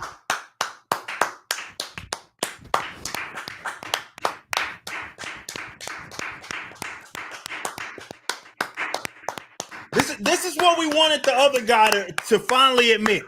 Appreciate you for being honest once in your fucking life. That's all. That's it. Got him. Makes us ashamed to enjoy a game. You are upset that you guys like the shit. You can't grill it for anything other than that the people that you feel are the undesirables like the shit. Yeah. And so you're mad at that. Thank you for finally fucking, but you put it right there. And you took a little bit to get there. You took a little while to get there, but you just let them keep talking and they'll give themselves away. Yes. Let them keep talking. Didn't have to say anything. Just let them talk themselves through it. Guy, this right here summarizes everything with games journals, how they feel about gamers and how they feel about current games like Stellar Blade. They are, and you know, we went through that wall of text from the other guy before, and we were talking about how he was talking out of both sides of his mouth because he enjoyed the game, he liked the game, but really, this is what it was. They are ashamed that they enjoyed the game. They would have loved for this to be a piece of dog shit. They wanted it up. I think a lot of them were banking on that this was going to be terrible, because they thought that they personally were going to be able to stick it to the folks that they feel are their ideological enemies. Well, the bastion of conservatism, in the words of Homer. If this game was bad, then they can give all the articles of this game just leans into the sexuality of the character because it's shit. Yeah. And this is a blow. This is a blow because it shows that people aren't going to just buy a pretty girl because that's not going to be good. The gameplay's terrible, and that's what gamers really care about. So you can put all the tits and ass in, but if your game's not right, then if you put fucking Abby from The Last of Us in, it would have been great. They could go all into that fucking area, but they couldn't because they like it and they are so seething angry that they like the game. They like the game with the attractive woman that has options that you can cover her up or let it loose if you so desire. They are so mad about that. Ooh. I can taste. I can taste that. That's crazy. But Stellar Blade moves in the same circles as censorship for games like Tokyo Mirage Sessions, and which at the time was panned by niche audiences when Nintendo decided to cover up the main character much memed vagina bones in select cutscenes. Outfits were edited to cover up and reduce cleavage, while detailing was removed to move away from the illusion of nudity. Okay, Now, keep in mind what this person said before, that they were like, I don't understand why people are celebrating it not being censored. Keep in mind that that's what she said. I think it was in the previous paragraph? Hold on. Where was it at that she explicitly yeah, I'm unsure where exactly this assumption comes from. And here she sits here and details when the fuck the same shit happened. When the censorship happened, she just quite in great detail explains exactly what people had feared. Because zipper-titted fucking weirdos complaining about it.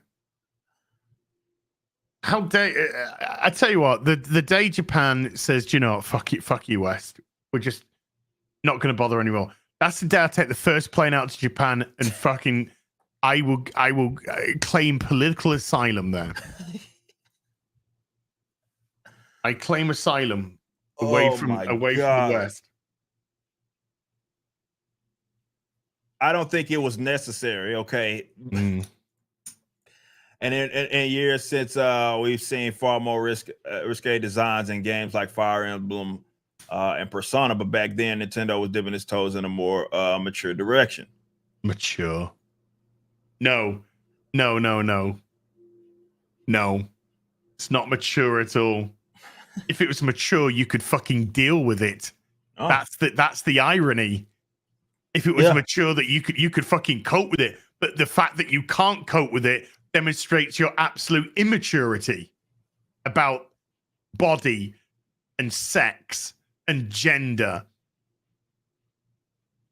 Again, projections, sir. YouTube channels like Censor Gamer frequently talk about how localizers or translators are looking to change or westernize Japanese games, filling them with inaccuracies designed to spread messages and ideas ideas the source material never intended.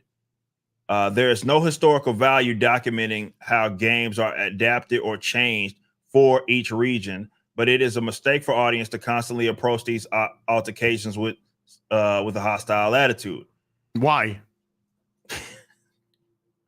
Why is it a mistake? Why is it a mistake when you're taking the words that somebody's written because that's what they want it to be said and change it so it ideologically fits with you? Yeah. Why would they not? It's like the experience we were meant to have has been bastardized when localization staff are more than likely to do the opposite. No, as they curate dialogue design. Okay, I'm gonna show you receipts because I fuck talking about it. Let me see if I still have this this bookmarked. I believe I do, and I'm gonna find you localizers explicitly stating something to the contrary. Where in the fuck did I find that?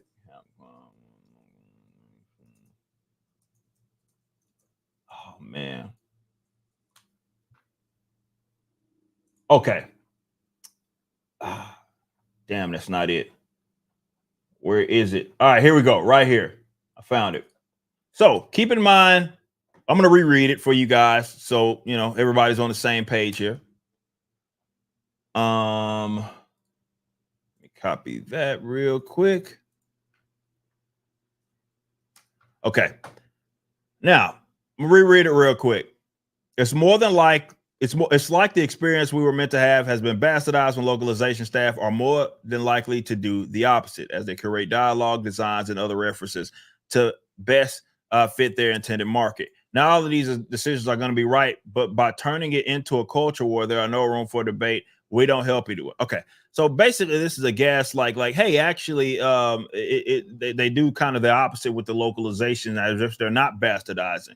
So I'm gonna go to the fucking source itself, which you just wrote an article, by the way, on this, talking about how you love Capcom and all this shit. So let's talk about what they themselves said that they do. This is coming directly from Capcom's localization team.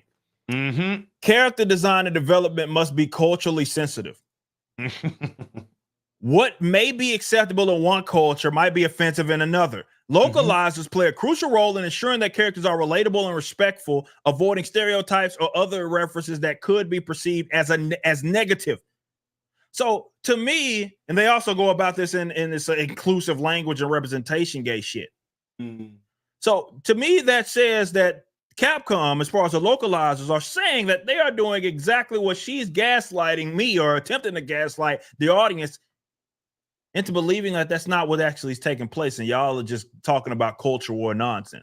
But I just showed you Capcom. They might as well just call them sensitivity readers, but for the art, Capcom, it's the same deal. Capcom localizers themselves said that.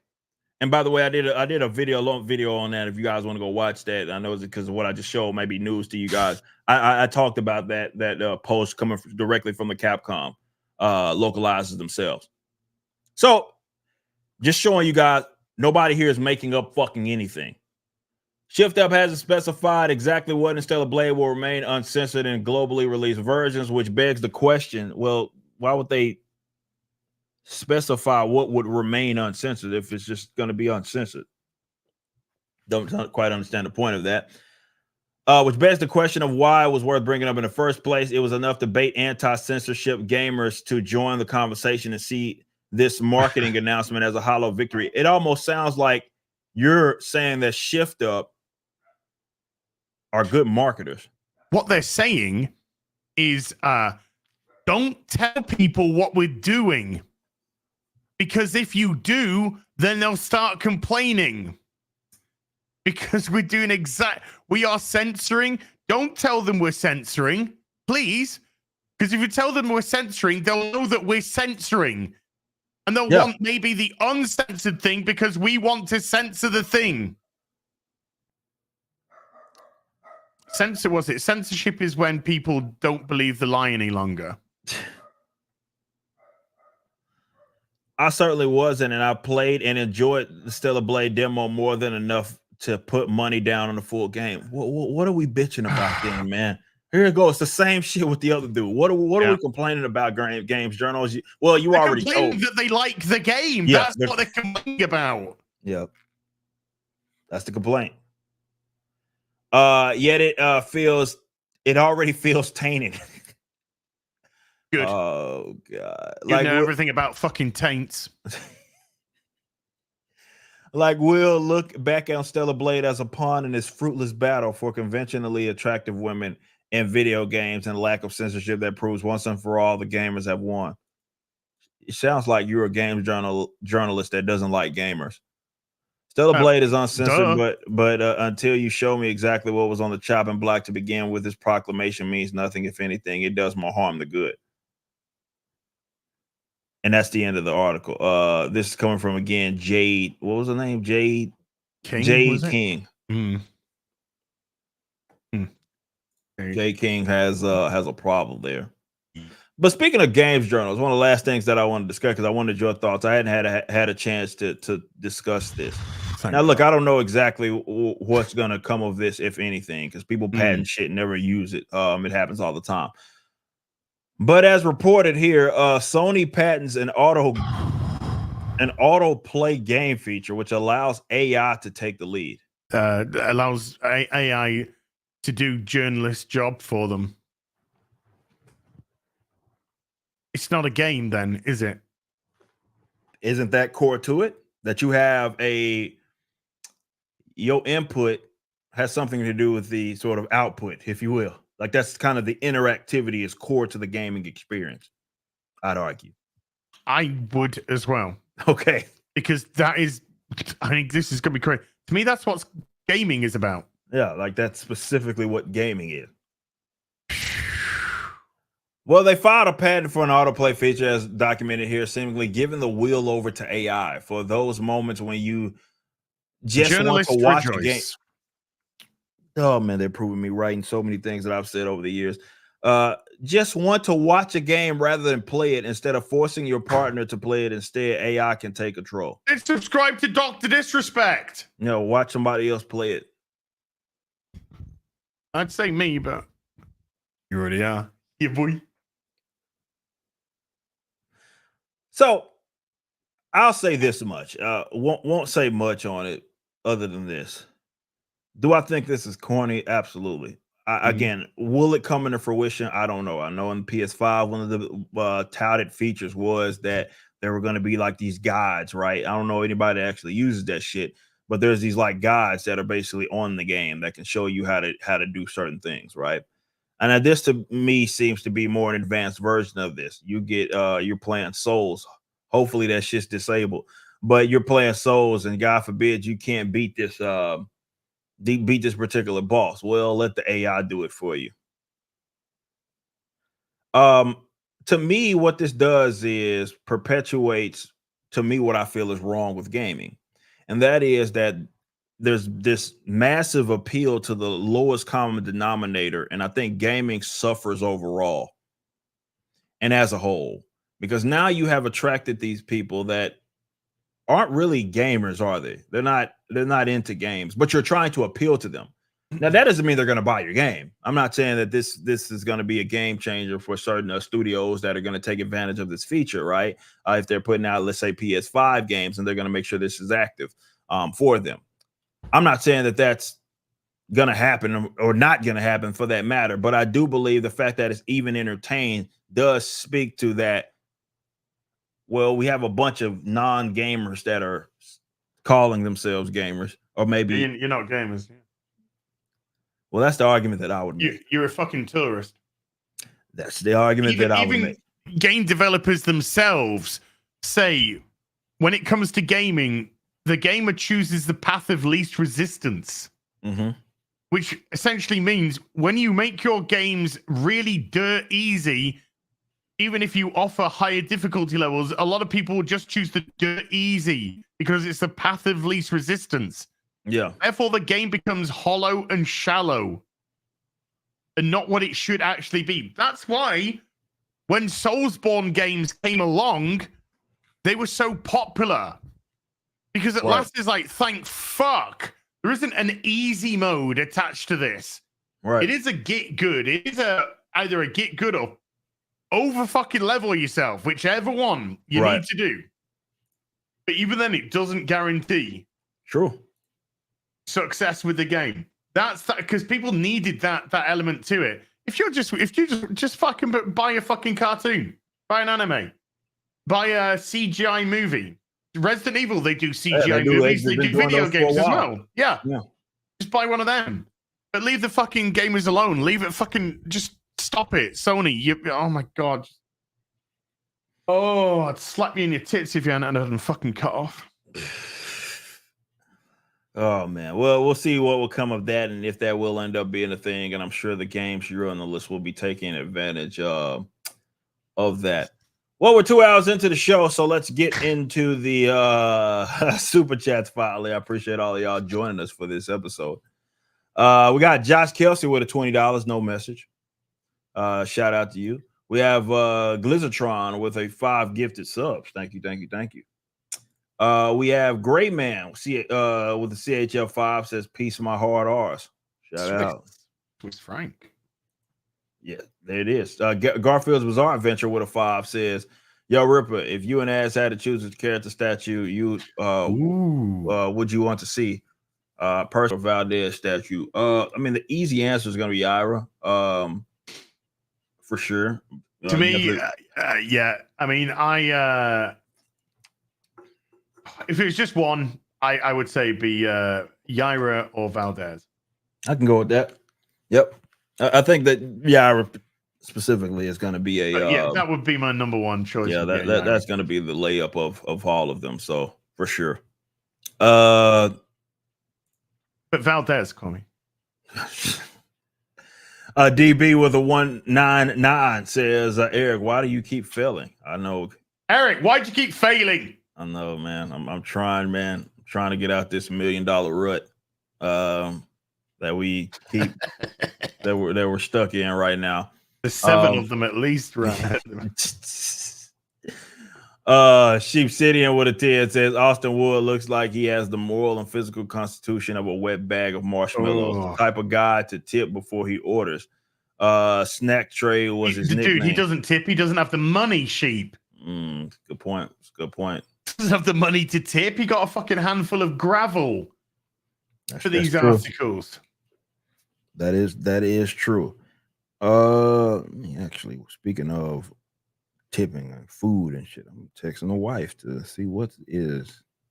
This is a guy that goes around a restaurant and takes the spare food that's left over from the tables.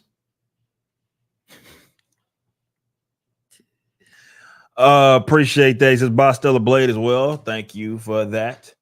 Sheep Sidian, our community manager. Here says new location last night with the Asian staff member, hit it off. Got hit with the Uno reverse card. She was 25. Well, some of those Asians are fucking. I mean, it can go either way. They don't age, dude. She'll look the same at 50. Yeah. And when she hits 60, she'll look 98. Yeah, that's how it works. It's like hit a certain age, and then it's like one in between. There is no in between, actually. Taker with a 5 says, wait till he was not part of LMFAO because they're sexy. And they know it, dude. Thank you for that. I read this. D Breezy with a 20 says, bought my first 4 comics recently. Guess which 4? Looking forward to them. Keep it up. Isom 2, Yaira, and Alpha Core. There you go. I'll take it. D Breezy. Appreciate that 20.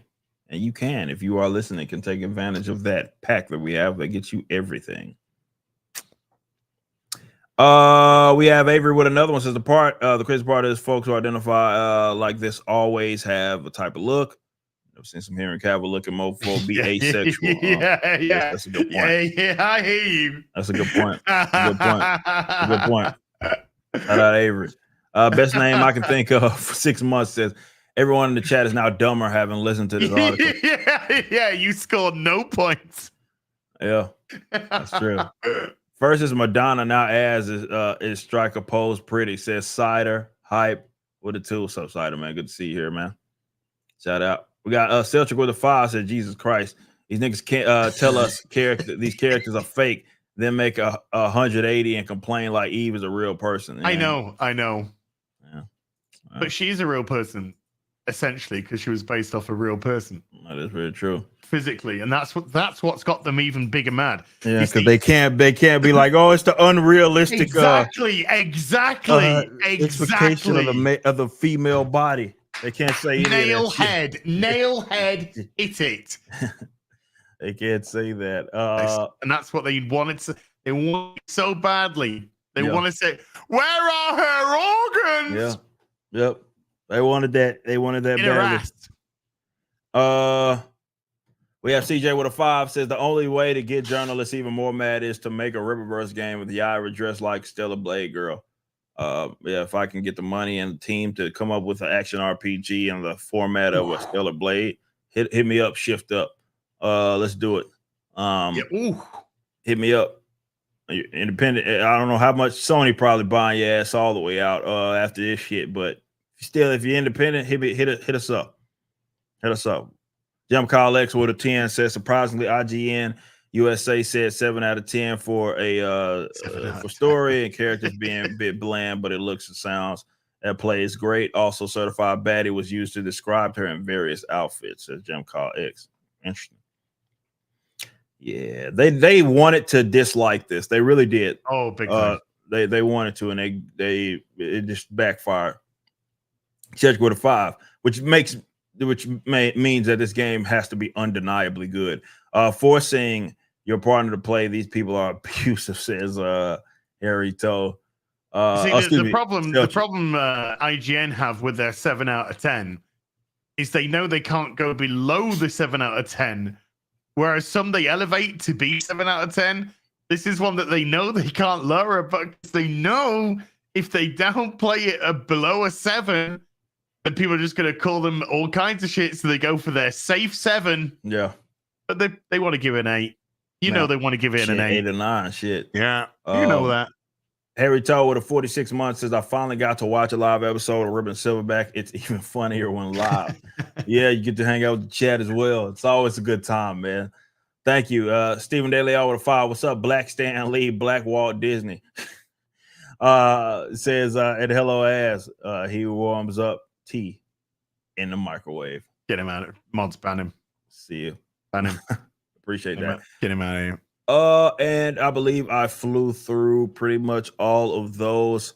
So that will, let me unstart that. That will wrap it up there.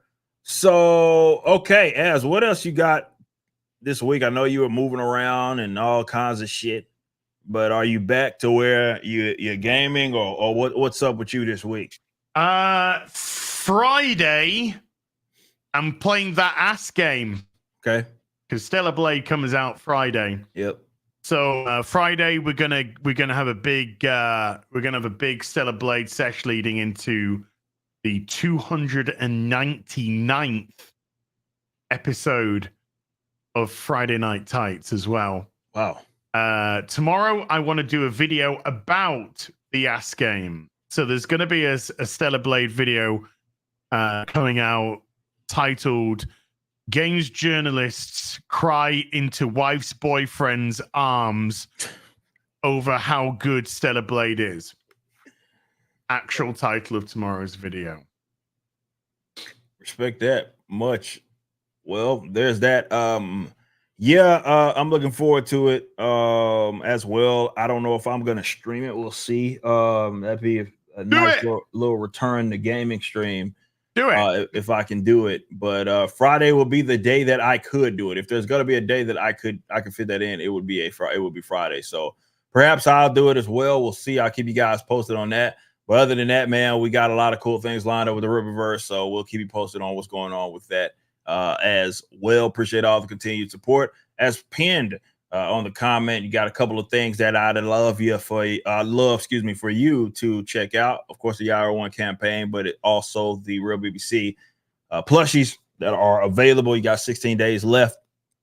So go grab those if you have not already, and we greatly appreciate that. Next week, we will be back on as channel. So go subscribe over there to Hill vs. Babyface. If you have not already, I will be catching y'all there.